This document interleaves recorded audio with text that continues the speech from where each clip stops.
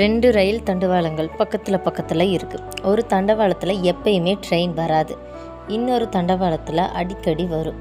Train வராத தண்டவாளத்தில் ஒரு குழந்தை விளையாடிட்டு இருக்குது. ட்ரெயின் வர்ற தண்டவாளத்தில் 10 குழந்தைங்க விளையாடிட்டு இருக்குது. அந்த தருணத்தில் 10 குழந்தைங்க விளையாடிட்டு இருக்க தண்டவாளத்தில் ட்ரெயின் வருது. அதை நாம் தூரத்தில் இருந்து பார்க்குறோம். நம்ம பக்கத்தில் ட்ராக் மாற்றுறதுக்கான கருவியும் இருக்குது. உண்மையாக நாம் என்ன செய்வோம்? ஒரு குழந்தை விளையாடிட்டு இருக்க இடத்துல தானே ட்ராக்கை மாற்றி விடுவோம், ஏன்னா 10 குழந்தைங்களை காப்பாற்றலாம்.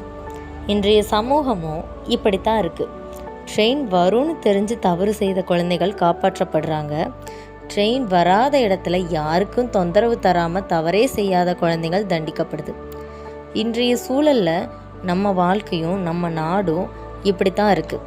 இன்றைய நிலையில் நல்லதையே தனியாக செய்கிறவங்க தண்டிக்கப்படுறாங்க, தவற கூட்டமாக செய்கிறவங்க தப்பிச்சுக்கிறாங்க. இதுதான் இன்றைய நிலைமை.